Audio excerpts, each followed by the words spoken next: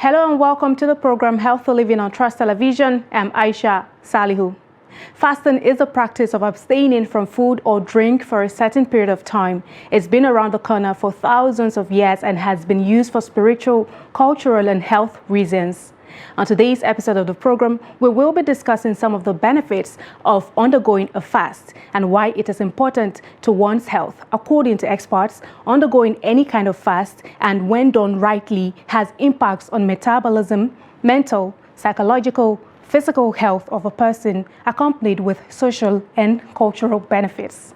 There are several types of fasting, including water fasting, fruit fasting, intermittent fasting, the Daniel fast, and spiritual fasting such as Ramadan fast for Muslims and the Lent fast for Christians. Fasting, the health benefits are quite a number.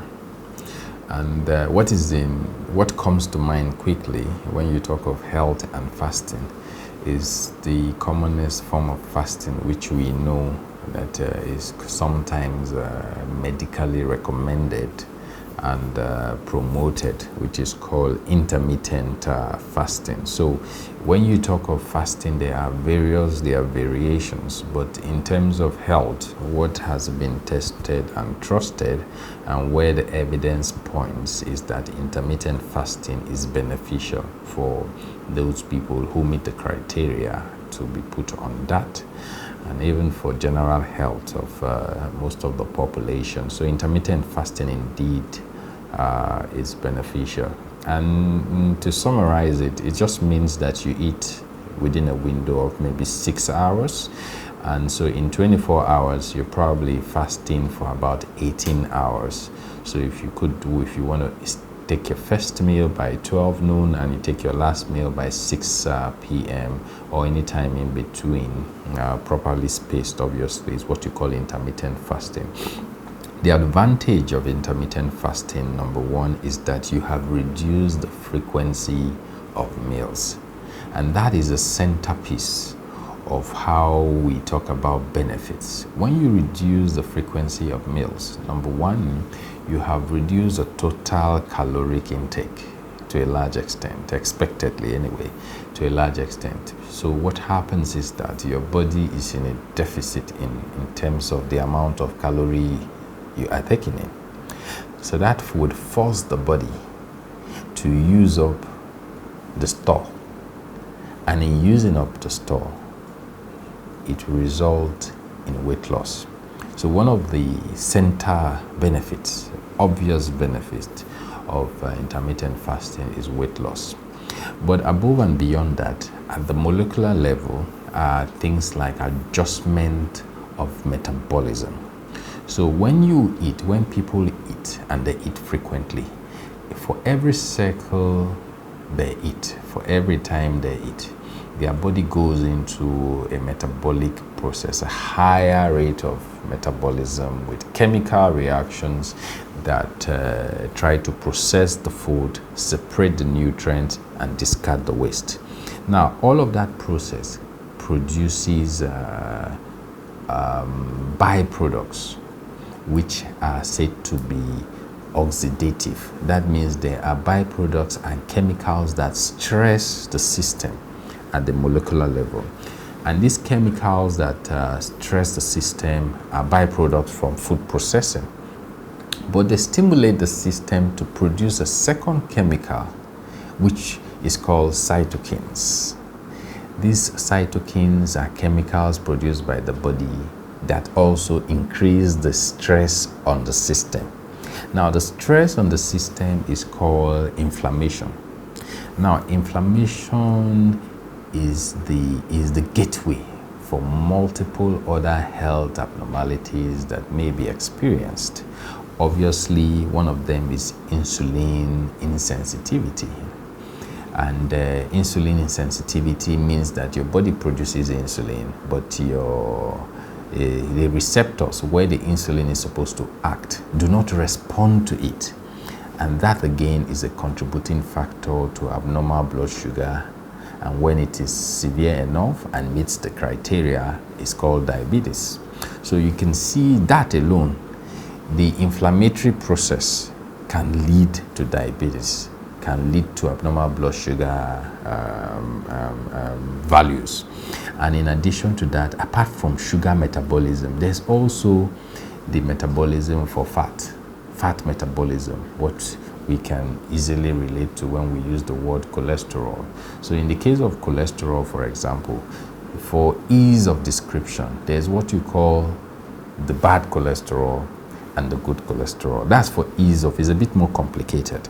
But the good cholesterol protects the heart, the vessels supplying the heart, from getting blocked, while the bad cholesterol increases that chance. So if your cholesterol profile is improved, the chances of a heart attack, a stroke, a kidney impairment, or even vessel disease, especially in the limbs, is significantly reduced, again starting from the inflammatory process. That's not all. Other types of metabolisms are also involved. During the time that the patient is fasting, the person goes into what you call the production of antioxidants. So the body, as against oxidative stress, when the person has just eaten, the body now starts producing antioxidants. These antioxidants are anti-inflammatory. They improve the functioning of the liver, the functioning of every organ in the body, and even the functioning of the brain to a large extent. So it's been shown that intermittent fasting improves cognitive brain function. So people with Parkinson's disease and Alzheimer's who have cognitive deficit, that's thinking deficit, have been shown to have improved somewhat when they were fasting. So that is a critical factor. Apart from that, intermittent fasting reduces the total amount of sodium that the person takes to a large extent.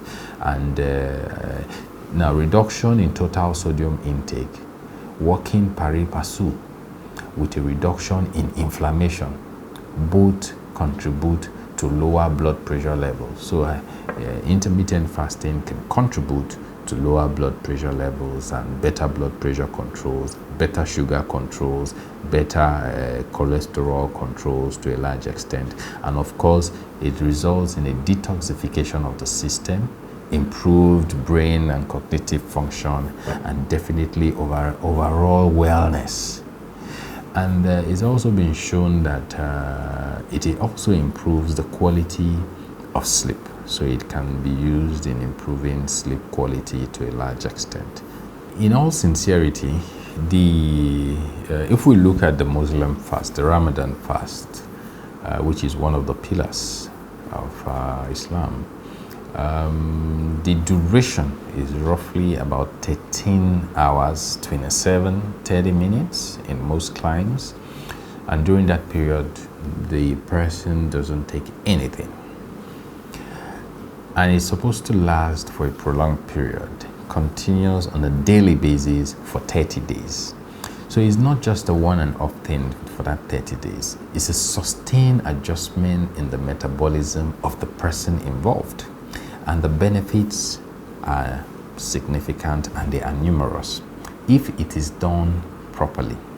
Because if you would agree with me that if you have fasted for 13 hours and you break fast, either at iftar, and you break fast at iftar, and you eat a humongous amount of food, and you eat all kinds of and you take all kinds of drinks, carbonated drinks, and unhealthy foods, whatever gains you have acquired during the fast will be recalibrated downwards or significantly adjusted in the negative direction. So fasting during the Ramadan period is super beneficial, but it must be properly done, meaning that when you are fasting, by the time you break fast, you should also eat right. Eating nuts, veggies, avoiding cutting down on carbohydrate intake, and fatty foods and fried foods and carbonated drinks to a large extent, because in our climate, carbonated drinks are a common component of our meals. So you have all kinds of carbonated drinks. I know I'm not allowed to call names, I think. So we know what carbonated drinks, heavily sugar-laden drinks. But the whole idea is that once you are eating right during iftar and suhoor, then intermittent fasting can set in. Or then the fasting can be as beneficial as intermittent fasting in the case of the Ramadan fast, and which is basically almost the same thing. During that period, the metabolism shift from a metabolism that is oxidative or stressful to the system to a metabolism that is beneficial to the system. And as such, it will improve blood pressure control, it will improve blood sugar control, it will improve cholesterol control, cholesterol profile. It will result in significant weight loss if the overall caloric balance is maintained, meaning that by the time you break fast, you don't eat large bowls of food trying to make up for what you have lost. And definitely it will improve sleep. It would improve cognitive function, that's the ability to think and connect ideas, and it can also slow down aging. It has been shown that fasting has the capacity to stimulate certain quiescent genes. There are certain genes that are pro-anti-aging. So during the fast, they are more likely to be stimulated and activated to become active, because these genes are quiet, and then during the fast they are activated. So it's an anti-aging it has anti-aging benefits, so to speak. Fasting can be a powerful tool for improving health, but it is important to do it safely and responsibly. It also plays a crucial role in bonding, bringing families together. There are some nutritional recommendations and requirements to keep in mind before, during, and after undergoing a fast in order to maintain one's health and well-being. Some fruits are said to gain more popularity through consumption by the group of persons undergoing a fast. Ramadan is the 9th month in Islamic calendar, and Muslims are expected to fast for 30 or 29 days. This year's Ramadan is different owing to naira scarcity and other economic challenges. Abdul Wahab Musa is the head of this family living in Abuja, Nigeria's capital city, where many believe living cost is higher than many other places. The family worked as a team to prepare Ramadan meal for their guests. Musa says no matter the financial situation, Ramadan is a special month. He said even though the economy is not in good shape, but it should not be an excuse not to observe the fasting period. As Muslims, if you observe Ramadan, your iman will increase. You will know the reason why you should help the needy who have nothing to eat in a normal day, which is not Ramadan. And secondly, you know, there are so many rewards of which, according to Islamic scholars, they say only only God know the numbers of reward is being rewarded to someone that fast in the month of Ramadan. And also, thirdly, you see, if you observe Ramadan, that is to say you also act within the 5 pillars of Islam. Musa believes giving assistance to the less privileged in Ramadan is a special blessing, calling on Muslims to help the needy. As you fast, that you have something for sahur, and as well you have something for iftar. You should always remember that there are many people out there that they don't have what you have. Even if they do, probably it will not be as good as what you have or as plenty as what you have.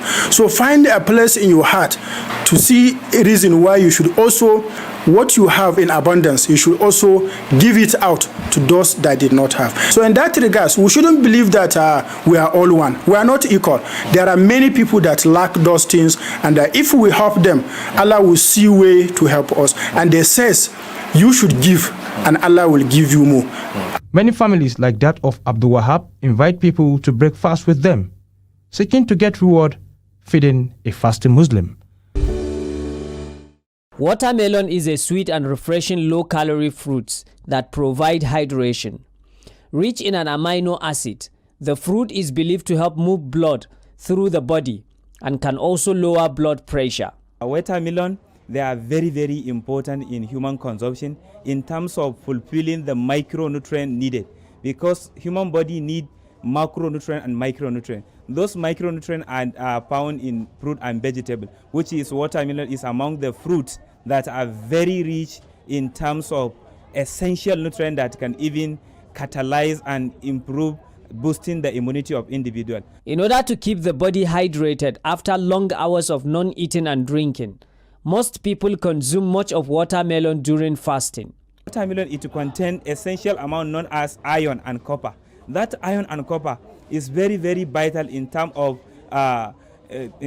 producing of red blood cell and white blood cell, which is the iron and copper is integral component of microorganisms that even produce the body, the essential phytochemicals that can even destroy the unwanted higher oxygen species known as free radicals. Over the years, this fruit is known to be cheaper and can be used by all irrespective of their financial or social status. But not anymore. I've been here for the past 2 hours looking for what to buy so that I can be able to go and sell it to my customers in an affordable price. Unfortunately, the situation is not what you think. The watermelon that we used to buy 20,000 naira last year is now 40,000 naira this year. This is one of the largest markets within Kano metropolis where watermelon is sold in large quantity. But traders here say struggling to remain in business this year is increasingly becoming difficult. Honestly, the high cost of fuel is among the major problem that led to the high increase in the price of watermelon. Because where we used to go and buy this watermelon is far from Kano city. And sometimes the amount we are paying, like last year, is about 200,000 naira. But this year is about 250 to even 270,000 naira before you even get the watermelon to Kano. High cost of transportation, inadequate or complete lack of improved seeds, fertilizer among other modern farming equipment is gradually killing watermelon farming in northern Nigeria. During the holy month, when all faithful abstain from drinking and eating, food combinations that sit well with the body after long hours of fast are required to ensure that the body remains nourished and active. In the FCT, residents told Trust TV their preferred meals during the holy month of Ramadan, adding that eating fruits before meal is important. The essence of eating fruit, it has many benefits. First, for me, it aids digestion, it gives immunity. It helps boost immunity in your system. I think it's very essential to the body, even without Ramadan. So especially during Ramadan, you're going throughout the day without food or a couple hours without food. So it's important to replenish your body with fruits because they carry a lot of, nutrients, and the whole essential of fruits is water. So it's really important for our diets, especially during Ramadan. Dates as well.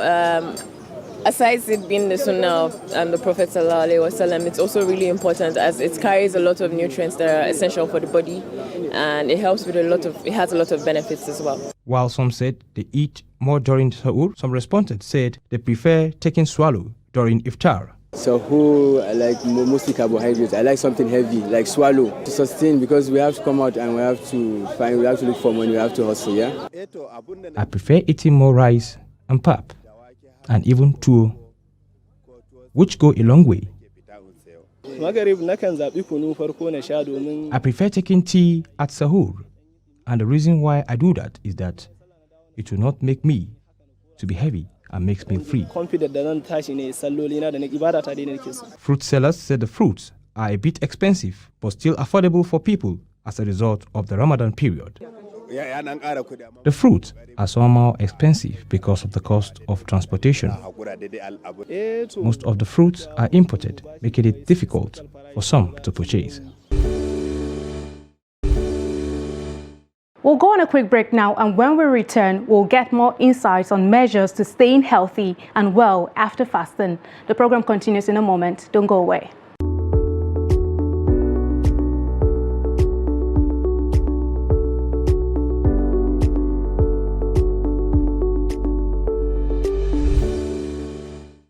Welcome back. If you're just joining in, this is the program Healthy Living on Trust Television, where we have been exploring the importance and advantages of undergoing a fast, the risk involved, especially for the group of persons who are not required to undergo a fast, the nutritional requirements and benefits associated with fasting, as well as the mental or psychological relief gained from fasting. Fasting is associated with many health benefits, but it is important to maintain that same momentum after the fast is over. Experts share tips, measures for staying healthy and well after fasting. The Ramadan fast, apart from the timing and the type of food eaten, it creates an opportunity for people to come together, for communities to come together, to interact, for families to spend more time with each other, and of course for healthy meditation. All of these have the capacity to improve the psychological well-being of the communities, because you find more people, friends come together. I know it's a tradition to go from house to house, share breakfast with your friends around that time, and share a very precious time together. And all of that has the beneficial effect on the mental and psychological balance of members of the community to a large extent. And of course, during the fast, people are more likely to engage in acts of kindness. Acts of kindness have the ability to improve relationship, reduce anxiety, and the whole idea that you have been helped and you are helping somebody has been shown to affect even brain function, because joy and happiness that is the output of those interactions result in the production of what you call endorphins and enkephalins. These are chemicals that can improve well-being in the brain and in the body system, improve well-being, reduce the damage that whatever external factors would cause to the system to a large extent. So yes, indeed, the Ramadan fast, apart from the direct benefit on the metabolism, also creates opportunities for people to come together, families to come together, improve psychological functioning, in addition to other specific health benefits that are driven by the change in metabolism. Anybody that is not feeling fine has no business fasting. Anybody that is acutely or acute or chronically ill, so anybody that requires additional treatment for illness or requires additional attention, cannot be left independent significantly, should not fast. For some diabetics who do not have excellent control of their blood sugar, are advised not to fast. But if you have excellent control and you have access to medical advisory, and you are quite educated about diabetes, then you can go ahead and fast. But if your blood sugar is not well controlled, it's not advisable to fast. And then, of course, fasting is not without certain dangers if it is overdone. If you overfast and you do not take proper nutrition, when you break your fast properly, it can lead to nutritional imbalance.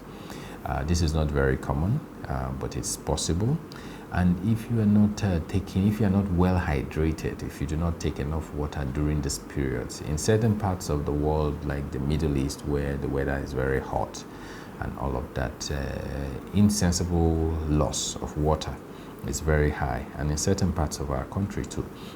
So what happens is that patients are likely to go into some form of dehydration, mild to moderate dehydration, and we know that can lead to stone formation, kidney stone formation, and a couple of other things. So indeed, hydration is important, and people who fast can go into dehydration. People who fast and don't eat properly can have nutritional abnormalities and deficiencies, and people who overdo it can suffer certain consequences, and people who are ill, who should be seeing a health practitioner to be nursed back to health, have no business fasting. First and foremost, people should understand what they are going into and be sure that they are cleared to fast. So anybody who has a health problem should speak with his or her health practitioner and get clearance to fast. That's number one. Number two is to understand that this is a period where moderation is important, especially when you are breaking fast. So when you are breaking fast, you do not now consume more calorie than you would consume on a normal day. So you are supposed to watch your diet and also eat healthy. Having this basic understanding, I think it's advisable for anybody to fast. And I think health practitioners would generally support it, given that there is significant, overwhelming evidence to support that it is generally beneficial. But beyond fasting, at the end of fasting, studies have shown that people who lose weight during fasting tend to regain it after fasting. But what we intend to encourage is that even after fasting, if you can sustain some of those lessons, some of those attributes, some of those tendencies that were acquired during fasting, it would go to a larger extent to sustain and retain some of the benefits, because it's not just about gaining for 1 month, and after 1 month, 11 months, the remaining 11 months of the year, you reverse all the advantages and all the gains of the 30 days fast. So it's significant that we understand that beyond the Ramadan period, people should continue to do those things that can sustain their health in the direction initiated by an excellent Ramadan fast. We've learned about the different types of fasting, how to do it safely and responsibly, and how to maintain health and well-being after a fast. Remember, fasting can be a powerful tool for improving health, but it is important to consult with a physician or nutritionist before starting any fasting program. For comments, contributions, and suggestions on this episode, subscribe and follow us across all of our social media platforms. Join us again on another episode of Healthy Living on Trust Television. I'm Aisha Salihu. Thanks for watching.